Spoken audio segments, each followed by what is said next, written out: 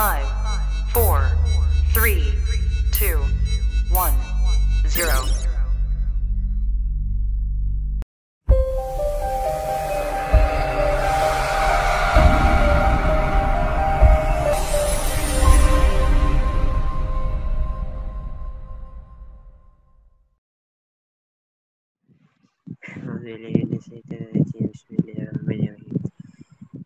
رب اشرح لي صدري ويسر لي أمري واحلل عقدة من لساني يفقهوا قولي اللهم افتح علينا همتك وانشر علينا من خزائن رحمتك يا أرحم الراحمين.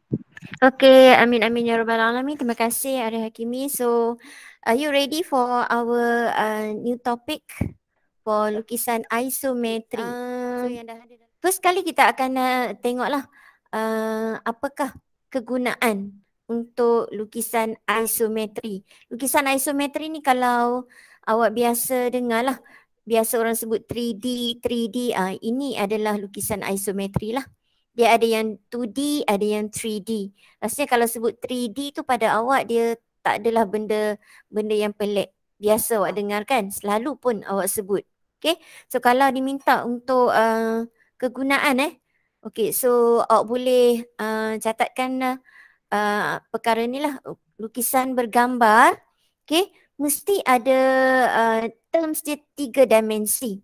Okay, yang menunjukkan ukuran kelebaran, ketinggian dan kedalaman sesuatu objek. Okay, so antara perkara ataupun dia punya terms penting di sini adalah ini lukisan bergambar ni 3 dimensi. Okay, ini adalah keyword dia lah. Kalau you bagi jawapan tertinggal perkataan-perkataan ni maka markah awak tak akan dapat lah. Okay, dan dia juga menunjukkan perkara-perkara ni. Okay, kita ada kelebaran, kita ada ketinggian dan kita juga ada kedalaman. Okay, okay, objek kita adalah bungkah-bungkah yang ada lah. Dia lebih kurang sama macam awak buat lukisan oblik. Okay, ada satu bungkah yang kita nak lukiskan. Boleh dapat perkara ni? Hopefully boleh lah. Okay, so kita tengok Raja 1 di bawah ni ada 3. Okay, ada 3 drawing. So dinyatakan dalam sini adalah Raja 1. Menunjukkan 3 jenis. Okay, dalam isometri ada 3 jenis lukisan. Yang ni you kena tahulah sebab soalan bahagian A, kertas 1 bahagian A, soalan yang melibatkan subjektif yang minta awak tuliskan jawapan sama ada 1 markah, 2 markah atau 3 markah.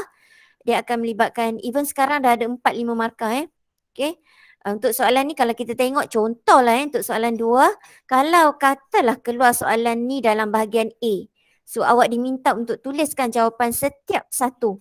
So setiap jawapan awak merujuk pada item 1 di sini ni 1, you tulis jawapan, you akan dapat 1 markah. Okay, untuk bahagian ni pun yang kedua jawapan yang kedua tulis dapat 1 markah. Dan yang ketiga awak berikan jawapan juga jika sekiranya jawapan awak betul akan diberi 1 markah. Boleh faham So you capture benda ni siap-siap. Okay, mana tahu kod-kod dalam exam dia keluar. Okay, cara nak ingat dia adalah macam gini Okay, andaikan kita ada 1 bungkah. Okay, ni bungkah cuboid Okay, so paksi paling hampir dengan kita berada di sini. Yang cikgu highlightkan di sini ni yang color kuning. Boleh nampak tak kelas? Hopefully boleh lah. Boleh nampak Nampak. Okay, sebelum kita kenal jenis-jenis tu, kita kenalkan dulu kedudukan 3 garisan utama di sini. Dia ada paksi X, paksi Y dan juga paksi Z lah kalau untuk 3D di sini. Boleh Kita fokuskan pada paksi-paksi ni dulu. Okey, itu yang pertama. Yang kedua, kedudukan dia di sini. Ni Okey, highlight dekat sini bahagian sini. Okey, ini yang kedua. Dan kalau you tengok yang ketiga, dia berada pada bahagian sini. Ini adalah starting dia lah. Yang cikgu highlightkan dengan warna kuning di situ. Okey, bukaan sudut patah balik kepada yang pertama tadi. Bukaan sudut dia adalah 30 darjah kiri dan kanan. Nampak? Kiri dan kanan, kita punya starting point di sini. Katalah kejap, kita tulis kejap Okey, mana pen? Katalah di sini cikgu tuliskan sebagai A. Okey, yang ini katalah B dan yang ini adalah C dekat point tengah-tengah tu. Boleh nampak A, B, C. Okey, starting point kita adalah di A. Jelas So A macam mana you nak bermula? You akan lukiskan satu garisan binaan pada A dulu. Pada A. You ambil T square, lukiskan satu garisan horizontal menggunakan garisan binaan. Okay, pensel dia H. Okay, tak hitam lah. Dia just very light kan. Okay, so next adalah you ambil set square. Okay, yang 30 dengan 60 tu. Jangan ambil yang 45 Kalau you gunakan ISO 45 totally up. You punya drawing akan jadi salah. Okay, totally salah. So kita ambil set square yang 30-60. Kita gunakan sudut 30 darjah di sini. Understand? Kejap lagi nanti kita akan bawa awak ke paparan untuk penjelasan yang lebih lah. Okay, untuk di sini kita fahamkan secara teori. Boleh So kita akan buka sudut di sini. Angle starting kita adalah 30 darjah sebelah kanan dan juga kiri. Dia menggunakan angle yang sama. ISO ISO wajib 30 darjah sahaja. ISO tak boleh guna angle yang lain. Apa berlaku jika sekiranya awak gunakan mungkin terlupa kan gunakan 45 ataupun 60. Okey, amat rugilah. Walaupun drawing awak betul kesemuanya. Okey, disebabkan angle awak salah, so kita tak terimalah. Okey, jawapan awak. Mungkin awak tak akan dapat full mark, mungkin awak akan dapat setengah atau satu markah gitu je. Okey. Okey, boleh jelas Boleh faham. So A menggunakan 30 darjah, starting point kita adalah di bahagian bawah. Nampak Boleh jelas So dia ada yang color kuning dah cikgu highlightkan tu. So you boleh tengoklah. Itu ada kategori dia. Pak C ISO jenis apa. Kejap lagi kita akan tengok apakah nama dia. Okey, kita tinjau ke yang B pula. B, starting point kita berada di bahagian atas sini. Okey, dalam garisan binaan dan angle yang kita bukakan untuk dia starting adalah 30 darjah kiri, 30 darjah kanan. Nampak tak perbezaan antara A dan B di situ? A, kita bermula dengan base di sebelah bawah. Tapi untuk B pula, kita bermula pada base di sebelah atas. So, paparan dia macam, awak nampak dia macam terbalik lah. Nampak tak? Contohlah kalau kata kita lorekkan bahagian ini okey, di bahagian atas sini. Nampak ni? Bahagian atas sini. Okey. Paparan dia kita akan nampak pada bahagian atas. Nampak Tapi jika sekiranya untuk kes B pula, dia seolah-olah kita kita nampak dia di sebelah bawah. Yang color biru di situ. Boleh faham Okay, so memang nampak ketara lah perbezaan dia. Satu kita nampak seolah-olah sebelah bawah dan yang warna kuning tu kita seolah-olah nampak pada top dia, bahagian atas. Boleh nampak beza di situ? Boleh Okay, so kita tengok pula yang C. Okay, C starting dia adalah di sini. Dia punya titik dia adalah di C. Di sini titik kita bagi nama tadi kan. Okay, so C. Dia punya bukaan angle dia, okay, dari 360 darjah dia bahagikan kepada 3 di situ. So kita cuba highlightkan sedikit di sini. Okay, sini akan dapat 360 bahagi dengan 3 akan dapat setiap satu dia adalah 120 darjah. Nampak ni? Ni 120 darjah. Ini pun sama, iaitu 120 darjah dan bahagian yang ini juga adalah 120 darjah. Okey? Itu adalah cara nak melukis dia. Nampak So kita akan nampak dia punya paparan ataupun hasil jawapan akhir dia. Ketiga-tiga ni akan memberikan hasil jawapan yang berbeza mengikut arah pandangan kita lah. Okay. So apakah nama ketiga-tiga ni? Kita tengok. Yang A itu dinamakan sebagai paksi biasa. Okay. Yang ini yang biasa kita jumpa. Yang tak biasa kita jumpa adalah B dan C. Okay. Untuk praktis kita dalam bab 8 lukisan ISO juga, mostly soalan dia melibatkan paksi biasa. Ada jugalah diselipkan untuk kategori B dan C. Okay. Okay, kita tengok pula B. Yang ini adalah terbalik. Yang kita nampak tadi sebelah bawah. Boleh nampak dia punya perbezaan. A adalah paksi biasa dan B merupakan paksi terbalik.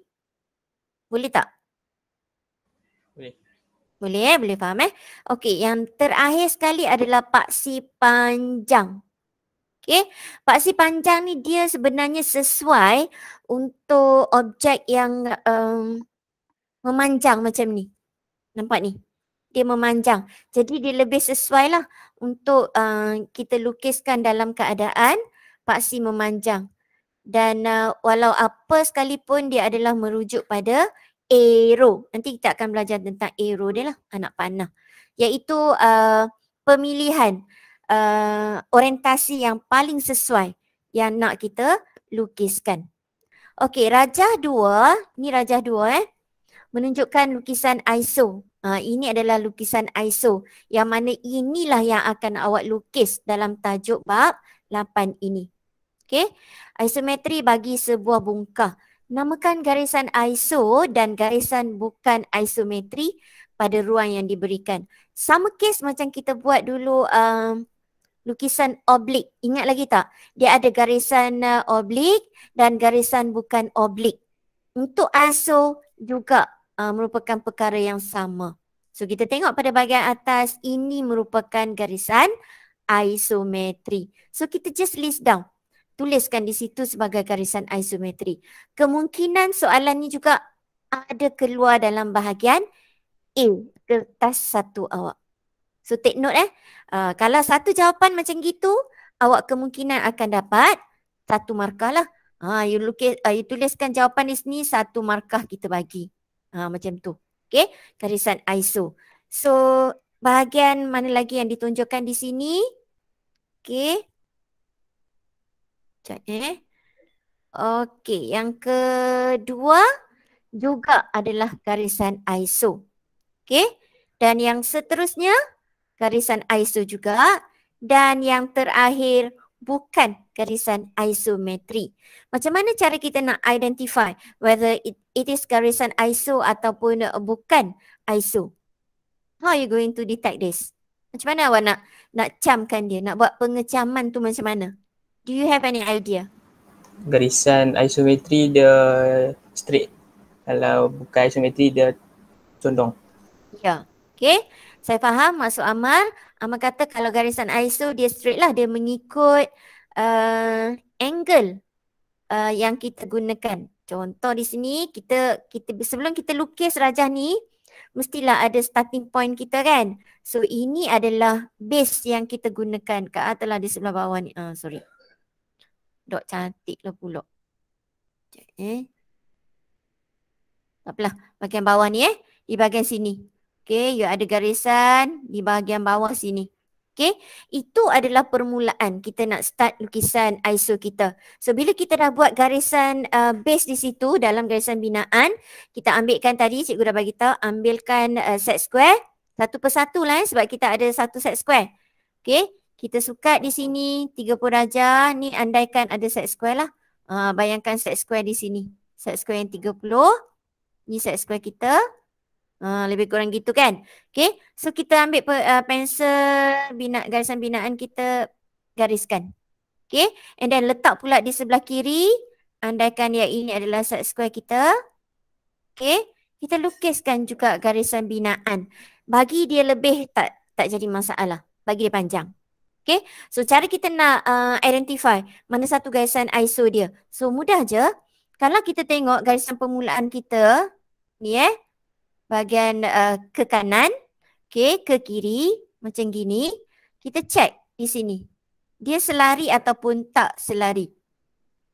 Dia adalah selari. Jika sekiranya dia adalah selari, maka itu adalah garisan ISO. Okay.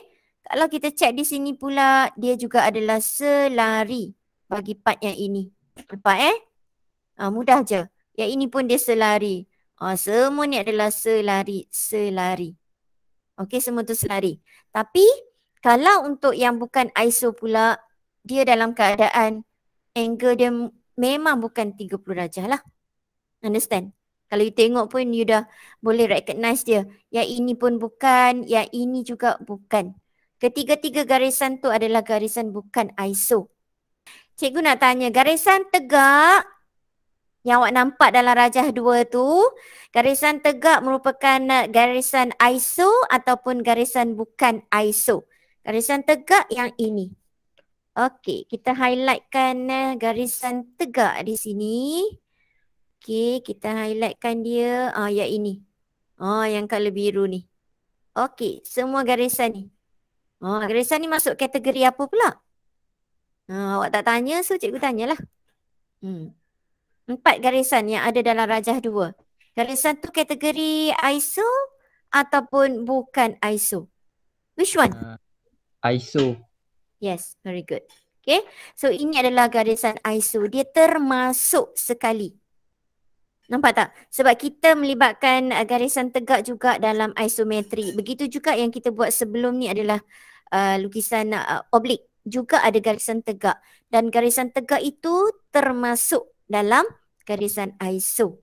Okey, rajah 4 kita tengok betul-betul. Dia lebih kepada kaedah. Okey. Dia ada kaedah kerangka dan juga kaedah bungkah lah. Okay. So kalau kita perhatikan yang nombor 1 di sini Okay, ni adalah contoh soalan. Biasa dia akan bagi 3 view ataupun 2 view. Bergantunglah pada soalan dia. Okay, kalau saya perhatikan arrow. Arrow. Anak panah. Dalam oblik tak ada arrow kan? Dia tak ada tunjuk macam ni kan? Tapi dalam ISO dia ada. Sebab apa? Sebab dia nak kita fokuskan pada pandangan mana yang kita nak paparkan. Okay? So di sini kalau kita perhatikan berbalik kepada nama. Okay? Nama pandangan-pandangan tu. Yang ini nama dia awak tahulah. Yang ini adalah PS. Yang ini adalah PH. Dan yang atas tu adalah PA. Pandangan atas. Yang ni you sedia maklum lah. Okey, mengikut unjuran ortografik, kita menggunakan unjuran sudut yang ketiga. So PS kita for sure akan duduk di sebelah kanan.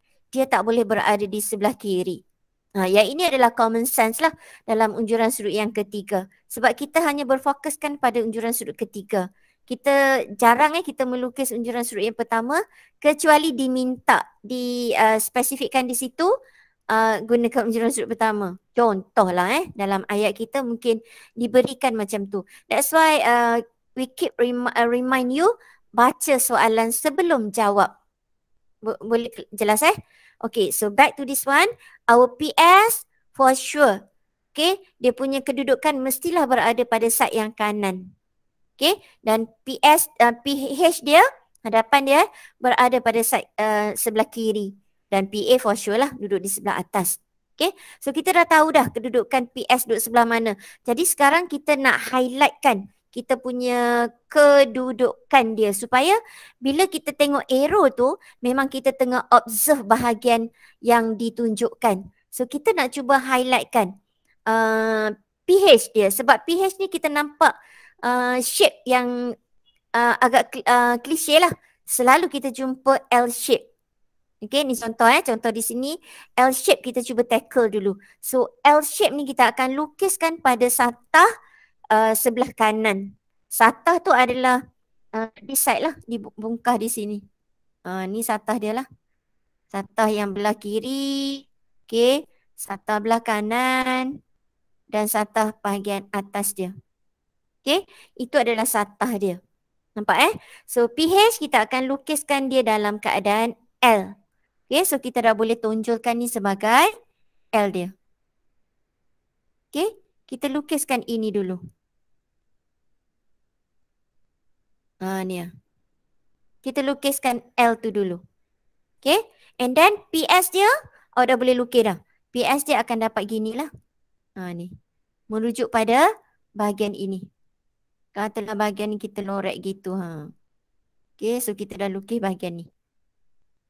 Awak tak boleh terus lukis pada satu satah dia bentuk yang di atas ni tak akan dapat sebab dia dipisahkan oleh garisan objek di tengah dia di sini. Okay, so dia tak boleh jadi satu surface, kedua-dua rectangle tu akan tertera pada satu satah awak. Tak boleh jadi macam tu. Sebab dia dipisahkan oleh garisan antara dia iaitu garisan objek. Yang ni you kena fahamkan lah. Sebab ramai yang bagi jawapan untuk yang oblik bila ada garisan macam tu, terus lukiskan pada satu satah. Dia tak mungkin akan berlaku yang macam tu lah. Boleh faham di sini Okay, so bila awak dah lukiskan PS dia macam tu, okay, you dah boleh tahu dah macam mana bentuk dia. Okay, bentuk bongkah ni macam mana. So you refer pada PA dia. PA dia, kalau kita tengok bahagian atas di sini bahagian ni, yang kotak-kotak ni, awak dah boleh tahu dah kedudukan dia di mana. Dia akan ada kat sini. Ini untuk ISO lah. Okay, so ini dah boleh dilengkapkan sebagai garisan objek kita. Ni cikgu conteng kat sini. Okay, so kita just tambahkan garisan sahaja. Okay, so dapatlah bongkah yang macam gitu. So arrow dia memang menunjukkan kita observe pada bahagian yang dia minta lah. Kita tak nak buat terkalih. That's why arrow dia duduk macam tu. Okay, di mana arrow dia menunjukkan kita fokuskan pada, okay, yang ini cuba tengok yang cikgu bulatkan di sini. Arrow dia tunjuk ke situ kan. Jadi apa yang kita tonjolkan pada awak adalah di sini. Base dia di sini. Nampak tu? So di sini yang nak kita start. Dia minta kita bermula di situ pada kedudukan arrow dia. Understand? So kita tak boleh alih lah. Kita tak boleh lah L kita terkalih duduk belah kanan. Sebab dalam juran sudut yang ketiga, memang kena follow macam ni. PH akan duduk di sebelah kiri. Ini adalah kaedah kotak. Dalam oblik juga kita biasa guna kaedah kotak kan. Okay, kita buat kotak asas. Itu adalah kaedah kotak lah. Okay, so yang rajah yang kedua di sebelah bawah ni lebih sesuai kalau kita gunakan ni adalah kaedah kerangka. Nampak dia just gunakan kerangka. Dia buat tapak, dia carikan tapak kat sini. Nampak ni? Dia kena tahulah ukuran dia berapa. Okay. And then dia tandakan hujung sini. Dia ambil ukuran di sini. Kemungkinan dia kira dari sini dia dapat titik ni. And then dia ambil jarak sini dia tandakan. So dia dah boleh melukis tapak di sini. Okay. Ni. Kat sini Ni dah siap dia punya tapak. Okay. Since that piramid ni adalah segitiga tapak dia. So kalau kita tengok di sini dia something like this lah. Garisan dotted di situ. Tapi kita tak melukis garisan hidden pada oblik dan juga ISO. Tak ada ni just untuk pengetahuan awak sajalah. Ini kita tak lukis. Nampak Kita tak akan lukis.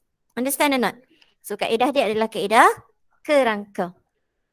Soalan ni juga adalah soalan ni cikgu bagi siap-siap ni, soalan adalah soalan kata apa? Soalan spot lah. Biasanya kita akan tanya awak dalam bahagian A iaitu kertas 1. So ambil maklum lah. Kita diberi kotak asas kaedah bongkar di sini kan. Kita diberi kotak asas. Okay. So dia minta kita lukiskan bulatan pada setiap satah yang ada. Tadi kita dah cerita tentang satah belah kiri, satah belah kanan, satah belah atas. Nampak So di sini ada 3 satah. Ada 3 satah. 1 satah PA. Dan yang sini katalah kita bagi dia nama ke dia PS. Dan yang ini katalah kita bagi nama PH. Kenapa cikgu cakap katalah? Sebab PH dan PS kedudukan dia boleh jadi alternate. Okay, boleh jadi kiri kanan ataupun kanan kiri. Ni just kita bagi nama di situ. So pada pandangan atas kita nakkan lukis satu bulatan. Pada PH juga kita nak ada satu bulatan. Dan PH juga kita nak lukis satu bulatan. Okay, just kita nak praktiskan macam mana cara kita nak lukis bulatan pada lukisan isometri. Kalau you perhatikan kotak yang kita ada di sini adalah kotak yang kalau yang lebih tepat dia adalah cube lah. Apa maksud cube? Sisi sama banyak. Ya, very good. Okay, thank you Amal. Kalau kita sebut cube, kesemua sisi dia adalah sama. Tapi kalau cuboid, ada panjang pendek. Tu you kena tahulah. Okay, untuk lukiskan bulatan kita memerlukan cube. Sebab apa kita nak gunakan cube? Sebab dia melibatkan radius. Sebab apa kena nak libatkan radius, nak kena guna cube?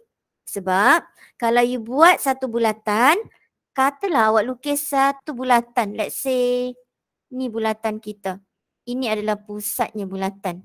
Yang ini adalah jejari. Katalah labelkan dia sebagai J besar. Dan yang di sini katalah cikgu labelkan dia sebagai J kecil. J besar dan J kecil. Ukuran dia sama ke tak? Sama cikgu. Ya, sama. Since that we are referring to one circle, so dia punya J besar, J kecil dia should be the same. Tak boleh beza lah. Kalau tidak, macam mana you nak buat satu bulatan menggunakan jangka lukis? Betul tak? Kalau radius dia adalah 30, 30 lah. J kecil dia, J besar dia. Okay? That's why kita perlukan cube ataupun kotak segi empat sama. Boleh faham Jelas Kita cerita daripada asal usul dia. So apa yang perlu kita lakukan untuk lukiskan bulatan ISO di sini, kita kena bahagikan setiap sisi kepada dua bahagian yang sama, which is we need to bisector. Kita kena bisector for every single sisi yang dia ada di sinilah. Okay, macam mana cara tu? Dia bahagikan. Ni dia bahagilah. Macam mana cara awak nak bahagikan? Guna jangka lukis. Yes, guna jangka lukis. Awak centered dekat sini, you buatlah curve. Centered kat bahagian ni, you akan buat curve. And then pergi dekat vertical yang kedua di sini. Juga awak gunakan jangka lukis. Buat curve. And then you centered dekat bahagian bawah, buat curve. Jumpa dia punya, orang kata apa? Persilangan dia tu, you just sambungkan. So dia akan dapat dua bahagian yang sama panjang dia, sama jarak dia. Ini tak ada masalah rasanya Okay, so kita divide ke semua surface yang ada tu. Okay, so ini pun adalah midpoint dia. Okay, tak cukup pada pandangan sisi. Kita bahagi juga pada pandangan. Ni dia terus buat dia punya langkah Okay, kejap. Kita buat pembahagi ni untuk ke tiga-tiga permukaan yang kita ada. Tiga-tiga satah yang kita ada. Faham yang tu Boleh jelas So pembahagian dia sama je kita apply macam mana yang kita buat pada PS tadi. So yang seterusnya langkah dia adalah bila kita dah siapkan 4 sukuan di sini, 4 sukuan ni dia punya sisi adalah sama panjang kesemuanya. Ini adalah konsep asas yang awak kena terapkan lah, kena ingat. Okay, so di sini kalau kita buatkan angle, okay, contohlah katalah yang ni angle A dan yang ini angle-nya B. Okay, A dan B. Kalau you tengok pada orang kata pada pandangan mata kita sudut yang mana awak nampak lagi besar? B. Nampak lebih besar. Boleh Kalau you pergi macam cakap tadi lah. Kalau you tengok observe pada betul-betul pandangan hadapan, memanglah dia 90 darjah. Kan? Dia sudut pelengkap. Okay. So apa yang kita nampak di sini seolah-olah B tu lebih besar. Bila dia adalah lebih besar, kita fokuskan pada B untuk dapatkan pusat pancaran ataupun pusat yang menyambungkan garisan macam ni. Dari B kita bermula. Kita tak start di A. Kita bermula pada sudut andaian yang kita nampak dia adalah seolah-olah lebih besar. Okay. Dia menuju ke mana ni? Dia menuju ke midpoint. Okay. Let's say we just name it as number 1. Okay. This one will be our number 2 here. Number 3. Number 4. Okay.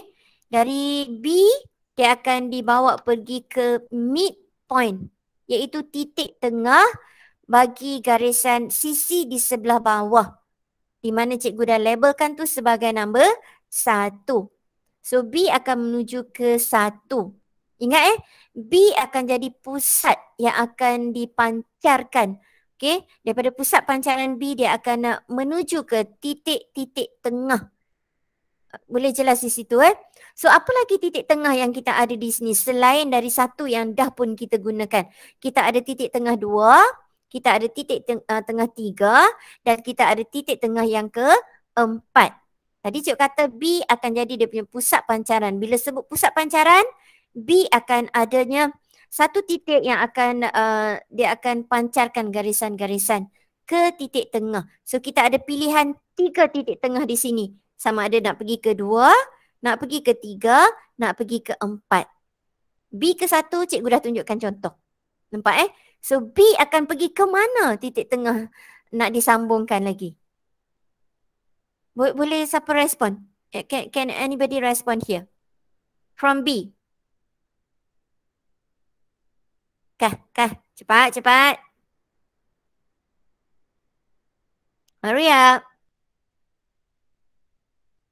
Dari B ke cikgu? Ya, dari B. 4? Yes, very good. B tak boleh pergi ke 2. No meaning. Okay. B juga tak boleh pergi ke 3. Tak ada maknanya. Okay. So B akan menuju ke 4. Nampak Boleh jelas B adalah pusat pancaran. Kenapa cikgu pilih B? Sebab tadi kita gunakan sudut yang kita nampak seolah-olah dia lebih besar. So pemilihan dia A dan B, kita pilih B untuk dapatkan pusat pancaran. Sama juga yang berlaku di bahagian hampir dengan PS di sini. Sudut. Ini juga adalah sudut B. Katalah cikgu bagi nama sudut B prime. Okay. So yang ini kita bagilah nama dia adalah A prime. Kita tak menggunakan AA prime. Nampak Kita nak kena tackle sudut mana yang kita nak gunakan. Sebab ada student yang gunakan sudut A untuk disambungkan ke titik 2, A sambung ke titik 1. You tak akan dapat you punya ISO lengkung. ISO bulatan tak akan dapat. So, B akan dibawa pergi ke 1, B akan dibawa pergi ke 4. Begitu juga akan berlakunya pada titik B prime. Titik B prime akan dibawa pergi ke titik 2 dan ke titik 3. Nampak tak sekarang? Dia ada macam star kat sana. Okay. Ini Okay, nampak Bila dia dah siap, dia punya garisan yang dia sambungkan B pergi ke 1, B pergi ke 4. Actually, kita terapkan pada awak yang ini. Okay. Merujuk bagi radius satu bulatan. Nampak tak? Kita menggunakan pusat B. Dan radius yang kita gunakan adalah B4 atau kita ambilkan dia sebagai B1. Nampak tak di situ? So, bila dah kita pilihkan B sebagai pusat kita, so radius pun kita dah ada, kita dah boleh melukis lengkung kat situ. Bukan lengkung lengkuk. Lengkuk. Sebab dia ada pusat dia di B. So dah boleh lukis lengkuk berradiuskan B4 atau B1. Nampak So dah boleh dihitamkan terus sebagai salah satu jawapan kita. Itu dah boleh jadi sebagai garisan objek. Nampak? Sekejap lagi bila you tinggalkan dalam garisan binaan, you nak cover balik atas dia, garisan awak akan terlari. Dia tak akan jadi smooth dah. Okay, sebab ini adalah technical error pada alat-alat lukisan awak lah. So, bila you dah tahu dah titik B tu adalah pusat dan radius dia ngam masuk B1, B4, awak dah boleh hitamkan garisan ataupun lengkuk itu, lengkuk 1, 4 sebagai garisan objek. One of your answer. Isn't it clear? Boleh jelas di situ? Jelas? Jelas. Boleh Okey, kita dah siap satu kuadran. Kita nak pergi pada kuadran yang kedua. Okey, pemilihan dia sama, kaedah dia. Kita akan pilih B prime, bawa B prime pergi ke 3, B prime bawa pergi ke 2. Which is 2 dengan 3 adalah midpoint bagi sisi yang kita dah bahagi tadi. Okey, setiap apa yang kita kerjakan pada drawing kita, dia punya kesinambungan penggunaan dia adalah berterusan. Nampak tak? Kita tak buat titik 3 lepas tu tinggal tak guna. Tak boleh lah. Dia sentiasa ada maksud. Ada, orang kata apa? Dia tak ada penyudah dia. Boleh faham? Apa yang kita buat, dia punya langkah kerja, kita akan gunakan. Tak boleh you bahagi-bagi, you tak guna. Nampak tak? Okay, so kita teruskan B prime menuju ke 2. B prime juga akan menuju ke 3. Yang ini adalah kaedah star. Nampak macam star kat tengah tu kan? Dia macam ada star. Boleh nampak So cikgu nampak macam star lah. Okay, so pusat yang kita akan gunakan di sini adalah pusatnya B prime. B prime adalah pada bucu lah. Okay, so kita akan lukiskan lengkung. Lengkung dia radius berapa kat sini? Anybody can give me the answer here. We are trying to draw this arc. So what is the radius here from B prime? Our starting point is from here. B prime. So what is the radius? Kita nak pakai radius B prime? 3. Yes. We can choose B prime 3 or B prime 2. Okay, both will be the same. Nampak So kita pilih lah pusat B prime pula. Radius kita buka lah menggunakan jangka lukis. Awak check dulu Bila you buka jangka lukis, you centeredkan di B prime. Adakah lengkuk awak tu dia kena exactly at this tangent point of 3. Okay. Check juga ke tangent point of number 2 here. Kalau dia ngam masuk, awak dah boleh terus hitamkan sebagai garisan objek. So, itu adalah 2 lengkuk yang kita dapat. Berpusatkan pada pusat B dan pusat B prime. Berapa pusat yang kita perlukan untuk melengkapkan satu ISO bulatan ni pada rajah yang kita tengah on sekarang, iaitu PS kita. Kena ada 4 pusat. Ini merupakan kaedah 4 pusat. Sebab apa 4 pusat? Sebab kita gunakan 4 pusat yang berbeza. Nampak Jelas Satu kita gunakan di B, satu kita gunakan di B prime. Okey? Cikgu kata ada 4 kan? So yang ketiga. Yang ketiga di mana? Ketiga di sini sayang-sayang. Oi. Kat sini kita tengok. Sekejap Kita bawa highlight sekejap. Okey, tak apalah biru. Ini adalah dia punya titik dia kat kawasan ni. Ini satu, yang ketiga. Di persilangan. Okey, cikgu buat circle. Okey. Yang ini adalah pusat yang keempat.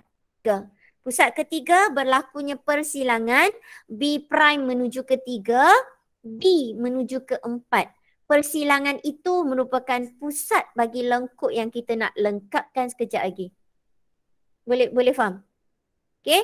Kalau persilangan B prime 3, B4, kita dah dapatkan persilangan. So kita pergi pula pada bahagian sebelah bawah dia. B prime menuju ke 1. Okey. B prime menuju ke 2. B menuju ke 1. Kita akan dapat persilangan satu lagi di situ, di mana automatically kita akan dapat pusat yang keempat untuk membolehkan kita melukis lengkuk ketiga, lengkuk keempat.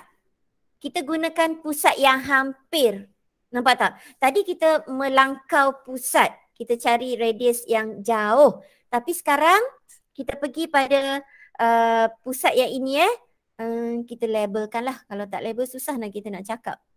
Okay, let's say we just label this as a... Okay, sekejap Okay, kita labelkan persilangan ni sebagai C, okay, dan persilangan yang ini sebagai D. Boleh macam tu So kita ada pusat C dan pusat D. Okay, pusat C dan pusat D kita akan lukiskan lengkuk juga, tapi kita menggunakan radius yang berdekatan dengan dia. So yang paling pendek pada dia adalah C ke berapa? We are going to choose the radius, the really suitable radius for C. So C ke berapa? Cikgu dah bagi labeling, so you boleh name it as a label yang adalah C ke apa? Untuk dapatkan lengkuk yang ketiga. C what? Anybody? Dua. Wow. C kedua jarak dia jauh sayang. Satu pun jauh. Kita pilih pemilihan dia adalah yang berdekatan. Dia tak sama macam konsep BB prime tadi. Nampak? Okay. Bila sebut C, persilangan yang di bahagian sudut A kita tadi tu, okay, dia kena pilih radius yang paling hampir dengan dia, iaitu radius C ketiga, atau kita buat je C keempat. Both will be the same radius. Boleh nampak? Kita tak boleh menjangkau sampai ambil C2, C1 tak boleh. Radius tu untuk D. D menggunakan D2 atau D1. Nampak tak? Yang terhampir dengan dia. Boleh jelas tak? Dia tak sama macam konsep B prime tadi. B kita pergi pada yang jauh. Tapi untuk CD dia tak sama. Kita ambil pada radius yang paling hampir, paling pendek. Okay? So dapat C kita ambil ukuran ketiga. C3 atau C4. Sama je radius dia. So kita lukiskan lengkuk di sebelah sini. So kita dapat gini. Pusat di sini. Nampak Pusat yang hampir. Jangan pergi ambil pusat D lukis lengkuk gini. Kalau you pergi ambil pusat D lukis lengkuk kat sini, lengkuk awak tak akan jadi cantik. Dia akan jadi flat sedikit. Dia akan jadi flat macam mana? Dia macam gini, sekejap. Kita try to highlight this. Okay, dia akan jadi gini tau. Dia akan jadi dia akan jadi macam tu. Okay, itu jika sekiranya awak ambil D. Nampak tak? So kena ni Cak Na, benda ni kena fahamkan. You tak boleh ambil pusat D untuk buat lengkuk yang di sini. Nampak? Tadi cikgu kata pilih jejari yang paling pendek. Okay, so yang paling pendek adalah C4 lah. Kalau you pilih C2, dia tak ada pun garisan yang pergi ke C2. Nampak tak? Tak ada garisan yang menghubungkan. So tak boleh gunalah. Memang salah. Kita guna pusat ni berdasarkan apa yang berlaku di sini. Bila dia bersilang, kita gunakan tu sebagai pusat. Kita tak ambil pun radius orang lain yang tak bersambung pada pusat kita. Nampak tak? So pusat yang sesuai untuk dia adalah C4 ataupun C3 lah. Jelas So D pula, okay, kita just ulang step yang sama je. So kita akan pilih sama ada D1 atau D2. So dapatlah satu orang kata apa, bulatan yang dah ditransform ke isometrik. Okay, yang ini nama dia adalah ellipse lah. Okay, dalam isometri yang ini ellipse. Ellipse ni bukan menggunakan satu jangka lukis, menggunakan satu pusat untuk dapatkan satu bulatan. No, dia tak sama macam oblik pada pandangan hadapan. Tapi oblik pandangan sisi, pandangan paksi surut dia, kita akan implement lebih kurang kaedah yang macam ISO tapi dia lain sikit lah. Okay, paparan dia lain sikit sebab dia berbeza dari segi angle. Sebab angle dia adalah 45 darjah. Tak sama macam ISO.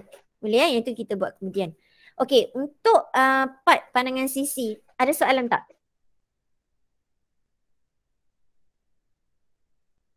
Awak kena buat ni. Boleh? Kalau boleh? Boleh. Boleh. Okey, kalau boleh kita pergi pada 2 lagi satah yang kita ada. So kaedah dia sama juga, kita bahagikan setiap sisi kepada 2 bahagian. Yang ini tadi dah kita cari, so kita boleh terus sambung je lah menggunakan set square dan T square. Set square kita adalah 30 darjah. Kita boleh terus ni, tak payah nak bahagi dah sebab kita dah ada kat sini poin 1. Okay, poin yang ketiga tadi. 1 poin dah ada kat sini. So boleh gunakan lah. Okay. Okay, so kita bahagi. Ini kita kena bahagilah. Ni bahagi 2. Okay, ini pun dah boleh guna. Titiknya dah ada. So bawa je pergi 30 darjah. Okay, bahagian ni dia buat sama macam yang kita buat pada PS tadilah. Okay, pemilihan dia adalah dari pusat yang kita nampak bukaan dia adalah macam sudut cakar. Dia nampak macam besar kat sini. Okay, so dari sini dia akan dipancarkan ke midpoint iaitu titik tengah. Begitu juga di sini. Nampak And then pemilihan di sini pula untuk dibawa pergi ke midpoint pada bahagian atas kejap lagi. So dia dah terus lukis lengkuk. Pusatnya di sini. Okay. Ni kita ulang step sahaja. Kita ulang step. Okay, pusatnya di sini. Kita ambil radius yang jauh. Nampak So radius dia adalah inilah kita dapat di sini. So persilangan yang kat sini. Cikgu tunjukkan ni. Okay. Ni kita highlightkan sedikit. Sini. Ni satu. Okay, persilangan. Dan yang ini satu. Untuk membolehkan kita lengkapkan lengkuk pada sebelah atas dan juga sebelah bawah. So kita akan dapat ini satu, ini satu. Menggunakan radius yang dekat dengan dia. Kita tak ambil radius lain. Kita nak ambil radius yang kat sini pun dia tak ada garisan yang menyambungkan. Nampak So ada soalan tak untuk PH? Boleh? Boleh buat? Boleh tak ada masalah Okey, jap. Okey, kita tengok pula pada pandangan atas. Kita akan bahagikan garisan sama juga. Okey. Okey, untuk pandangan atas pun sama juga. Kita cuba memilih bukaan sudut yang kita nampak seolah-olah besar. Atas dan bawah. Nampak? Sudut ni berbanding yang dekat bucu sini. Pada paparan mata kita lah. Dalam kedudukan ISO di sini. Okay. So sudut ni kita nampak dia seolah lebih besar. So ini akan jadi pusat pancaran yang menyambungkan dari titik ni pergi ke midpoint. Ini pergi sini. Ini pergi sini. Okay. Okay lengkung. Okay. Kita teruskan lah. Sebab kita just repeat the same method. Okay. Okay. Kita akan lukis lengkuk satu. Pusatnya jauh yang ni dia jauh. Okay, dan satu lagi lengkapkan star kita. Pusat di atas, lukis lengkuk bahagian bawah. Dan ini merupakan persilangan. Kita dah dapat pusat bagi lengkuk kiri dan kanan. So kita lengkapkan sahaja. Okay. Okay, ada soalan di situ?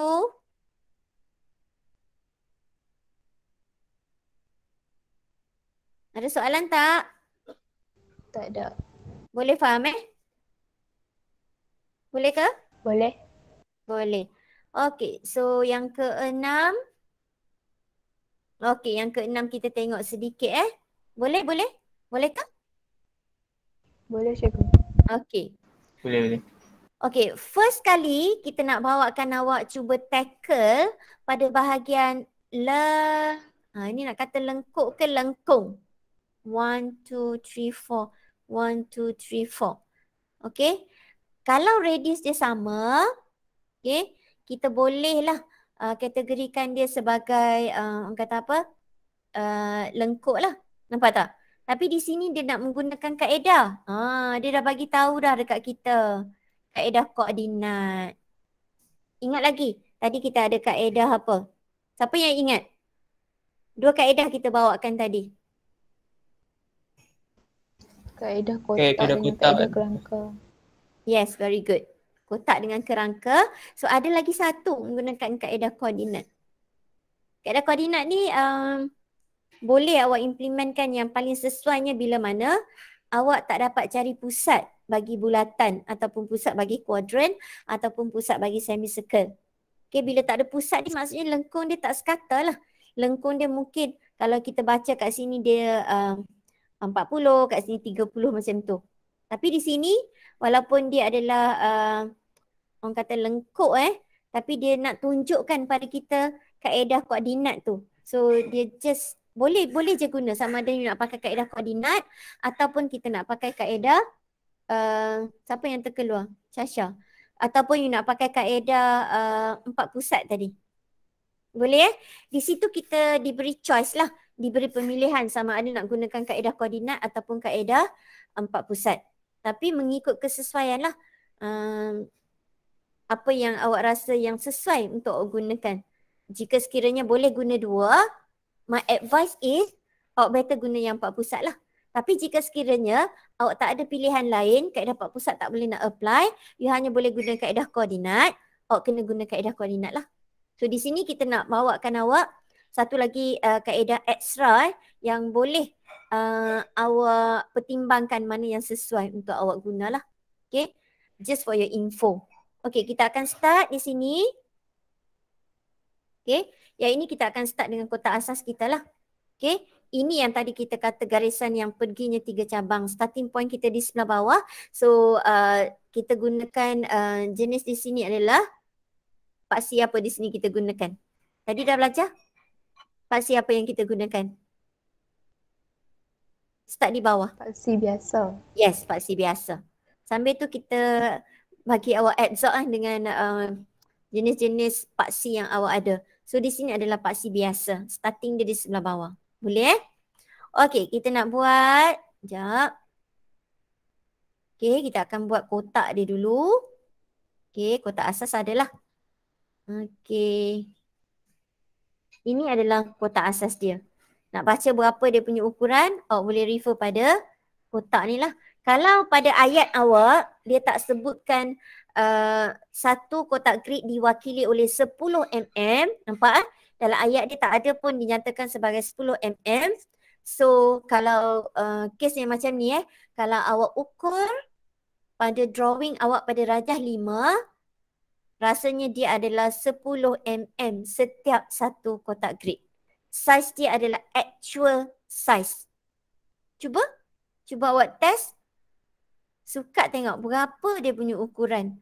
Adakah dia 10 mm? 10. Yes. Disebabkan dia adalah 10, maka dalam ayat soalan 6 tak dinyatakan setiap satu kotak grid diwakili oleh 10 kali 10 mm. Nampak Kenapa kadang-kadang ada, kadang-kadang tak ada. Yang ada tu sebab kotak dia kotak grid yang ditunjukkan dalam rajah 5 contoh not to actual size. Bukan saiz yang sebenar. Mungkin dikecilkan sedikit. Sebab tu dia terpaksa mention pada soalan setiap satu kotak grid diwakili oleh 10 mm. Jelas tentang cara susunan soalan. Boleh supaya nanti awak kata apa cekat lah. Okay. So ini merujuk pada betul-betul saiz yang sebenar. Jadi awak just kira lah 1, 2, 3, 4, 5. So kalau 5 awak ukur pun dia memang 10 mm. So tinggi dia adalah 50. Ini pula berapa? 50. So kotak ni saiz dia adalah 50 kali 50. Dapat satu kotak asas. Okey. So kita teruskan. Bahagian ni boleh bahagian pada PS kita. Ni PS sebelah kanan adalah PS. Ukuran ketinggian adalah 10. Ini pada pandangan atas. Ini adalah cara starting kita nak mulakan kita punya ISO.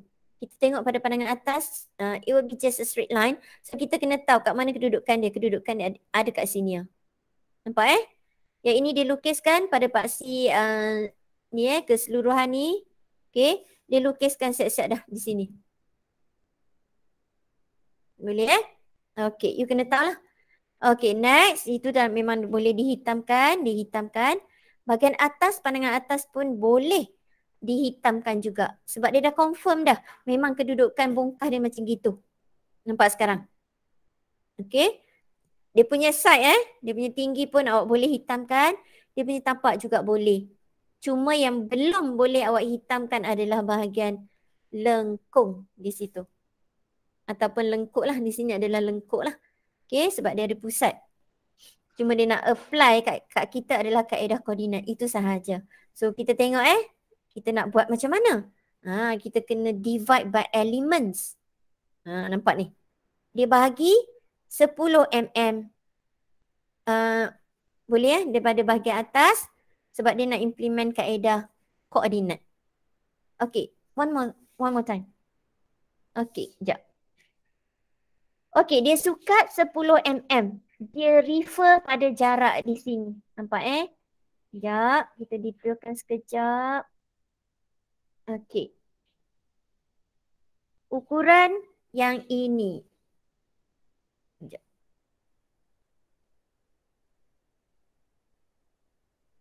Ukuran di sini Okey, bahagian ni ukuran kat sini.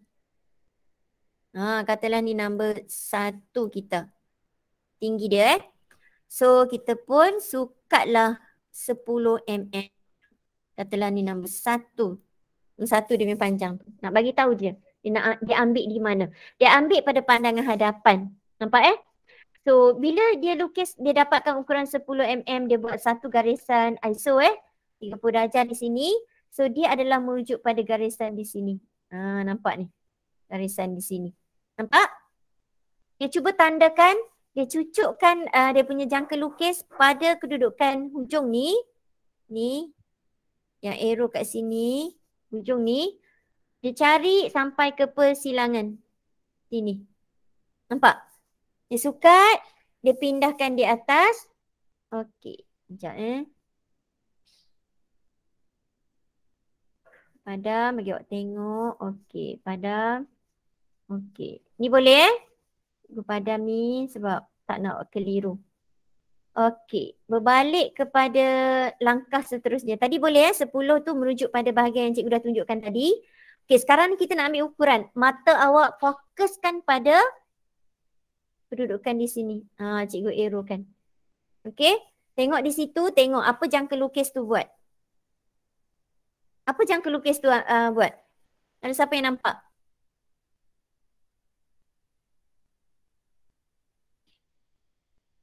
Dia ambil apa? Dia ambilkan ukuran. Nampak Ukuran di sini. Okey, dari sini. Sampai ke situ. Macam mana dia ambil sampai ke situ? Dia bersilang dengan garisan 10 mm tadi tu. Horizontal. Dengan lengkung dia. Nampak ni? So dia bersilang kat sini. Dia ambil ukuran itu. Jelas tak di situ? Sebab jangka lukis tak boleh ada kat sini. Ni dalam PowerPoint je. Okay. Minggu satu lagi cikgu akan nak masuk lah. Okay, cara nak melukis. Okay, boleh ukuran dia adalah dari hujung ni pergi ke sini. Boleh tak? Tak boleh bagi tahu? Boleh. Boleh. Semua boleh Okey, jangan ubah jarak yang kita ambil tadi tu. Kita pergi pula pada ni cikgu arrowkan di sini, cucuk di hujung sini dan tandakan jarak lengkung yang kita dapat. Kita tandakan. Which is jarak yang kita tandakan pada ISO kita, jarak tu adalah sama dengan jarak yang kita ambil pada pandangan hadapan. Clear di situ? Boleh? Boleh. Boleh Okay, very good. Okay, kita padam. Kita tak nak awak rasa bersepah dengan lukisan cikgu kan? Okay, kita semula. Tengok Katalah kita bagi number kosong di sini. Kosong kita adalah di sini. Nampak So ini cikgu namakan dia 1. So ini adalah persilangan 1.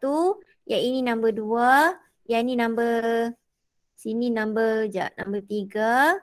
Yang ini, kita ikut dia punya divide 10 mm, 10 mm Okay, so ini adalah titiknya yang keempat, for example.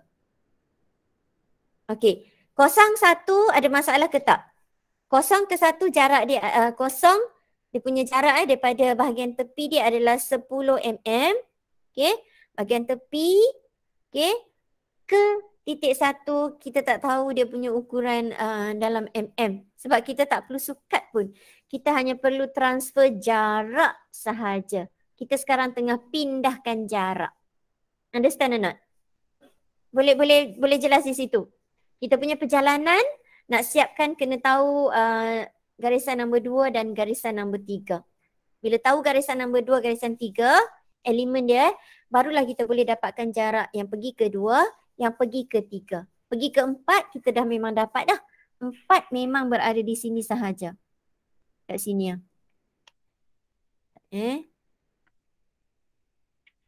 4 memang ada kat sini dah. Di sini. Ini adalah 4. Clear Sekarang nak cari 2 dengan 3. Macam mana cara awak nak dapatkan 2 dan 3? Do you have any idea? Cepat. Before we start our class. Awak kena sukat lagi lah. 10 mm bawa ke bawah. Gariskan garisan elemen di situ. And then ambilkan ukuran di sini. Di pandangan hadapan. Ni dicalikkan. Bawa dia pergi ke garisan nombor 2 kita. So calikkan di situ. And then sukat lagi 10, buatkan garisan elemen kat dia. Garisan elemen pergi pada nombor 3 kita, garisan yang ini. Tengok persilangan dia di mana. Okay, menggunakan jangka lukis Okay, pindahkan jarak yang ketiga ni di atas elemen nombor 3. So kita dah dapat titik 2, kita dah dapat titik yang ke-3. So 2, 3. Itu adalah cara kita nak transfer titik menggunakan kaedah koordinat bagi mendapatkan lengkung. Understand? Boleh jelas So bila dah siap, kita dah boleh hitamkan lah. Nampak? Macam mana cara nak apply untuk bahagian sebelah belakang lengkung pula? Macam mana nak apply? Ada idea tak? Do you have any idea? Kak. Ada idea tak? Tak ada. Satu cara adalah apa yang boleh awak buat, awak duplikatkan bahagian ni pergi pindah ke belakang. Tahu tak maksud duplicate? Awak ulang semula lah. Kaedah-kaedah yang awak buat pada surface depan ni, you bawa dia pergi ke belakang. Sebab kat belakang ni dia sebenarnya ada satu lagi surface. Ada bungkah pada bungkah yang bentuk dia segi 4 ke, segi 4 tepat ke, segi 4 sama, whatever ke. Dia ada 6 surface semuanya. Awak perasan tak? Tapi yang kita tunjukkan di sini 1, 2, 3. Bahagian bawah kita tak nampak kan? Okay. Bahagian side yang sebelah sini pun kita tak nampak. Sebelah sini pun kita tak nampak. Tapi bila mana ada lengkung yang kita buang bungkah yang bahagian atas ni, kita andaikan kita menggunakan surface yang di sebelah belakang lah. So seolah-olah macam kita copy paste apa yang kita buat di sini, kita bawa pergi ke belakang. You kena ulang balik lah. Langkah pertama awak tadi tu kena dapatkan garisan kat sini. Contoh kita conteng sikit. Kena dapat garisan kat sini, garisan ni contohlah you buat. Okay, yang ini sambung ke sini. Padahal dia tak ada Okay, so you kena divide lah. Dia start daripada sini, sorry. Bukan di sini sorry. Okay, sini.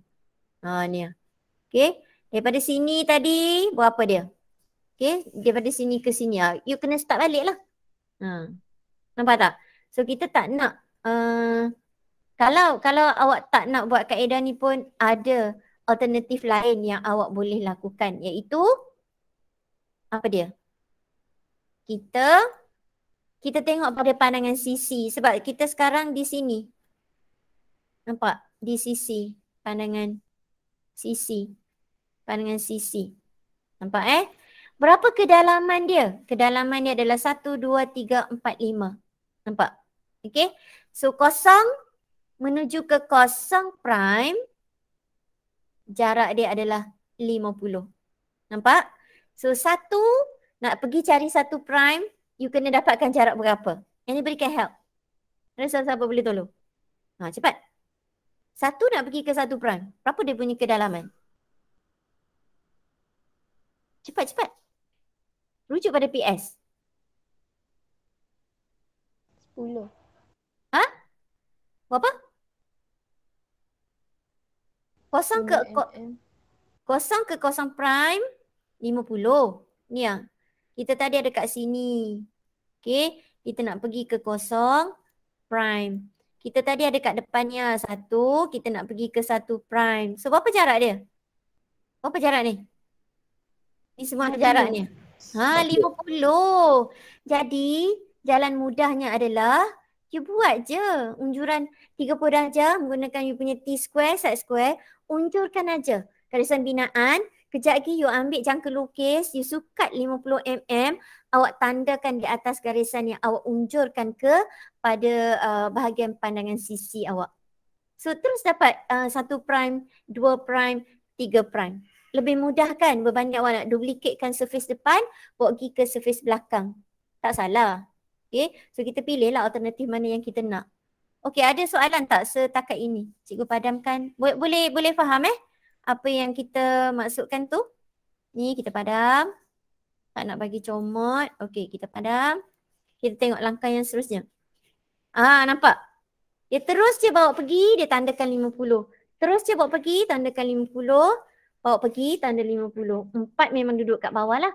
And then kita just habiskan, sambungkan. So lengkap kita punya rajah. Soalan 6 menggunakan kaedah koordinat. Bismillahirrahmanirrahim. Subhanakallahumma bihamdik asyhadu an la ilaha illa anta astaghfiruka wa atubu ilaik. Bismillahirrahmanirrahim. Wal 'asr innal insana lafi khusr illa allazina amanu wa 'amilus solihati wa tawassaw bil haqq wa tawassaw bis sabr. Amin. Amin.